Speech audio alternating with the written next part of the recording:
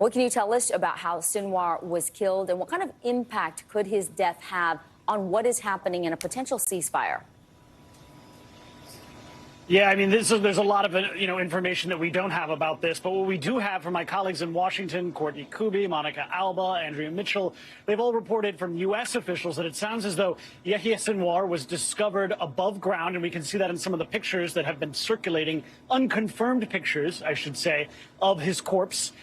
They show that he was not hiding in one of the many tunnels that he was suspected of have been hiding in for the past year. He wasn't surrounded by hostages or civilians that the Israelis have constantly said that he was using to protect himself as human shields. But this was in the southern city of Rafah, which abuts the Egyptian border with the Gaza Strip, and it's been the scene of some fierce fighting for the past several months, ever since Israelis overtook it in the summer. Now, you asked about the impact. It's really too early to tell. Hamas, Hezbollah, Al-Qaeda, the Taliban, all of these organizations, they have been set up in such a way where they're anticipating that their top leadership will be decapitated. They have people who will follow in their footsteps and immediately assume other positions. Hezbollah here has lost its leader. Hamas lost its political leader, Ismail Haniyeh, just a couple of months ago in a high-profile assassination in Iran. Those organizations are still fighting, still functioning, and even still administering in a way that they have in the past as governments and as political bodies. But this is a unique situation. The Israelis are going about decapitating these organizations with a chilling, methodical way.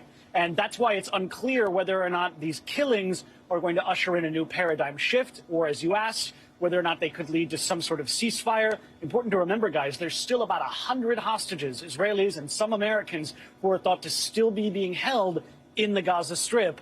That will determine how the Israelis go about negotiating with them. But up until now, the Israelis have essentially dropped any pretense of continuing these negotiations several months ago. And now they're on a roll. They got Hassan Nasrallah earlier a month ago here in Beirut. Now they have Yahya Sinwar. They are just clocking down all of their major enemies. They might not be in the mood for any major negotiations. Guys? I'm glad that you mentioned the hostages, Matt. I mean, I know there are concerns that Hamas could actually retaliate against those remaining hostages that are still in Gaza, specifically because of what just happened. Tell us about those growing concerns. Well, that's a very real possibility because, of course, back a couple of months ago, we saw 6 hostages were killed in the tunnels underneath the Gaza Strip by Hamas. This was a huge scandal in Israel where there's a massive protest movement trying to come to a deal to release those remaining hostages. And then we heard that a couple of months earlier, this was part of Hamas's doctrine, that if the Israelis are closing in on Hamas hostages or Hamas personnel who have hostages, then they should be executed.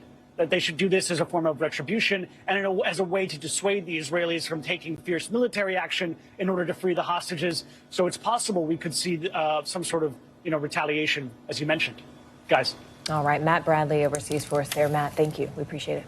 Thanks for watching. Stay updated about breaking news and top stories on the NBC News app or follow us on social media.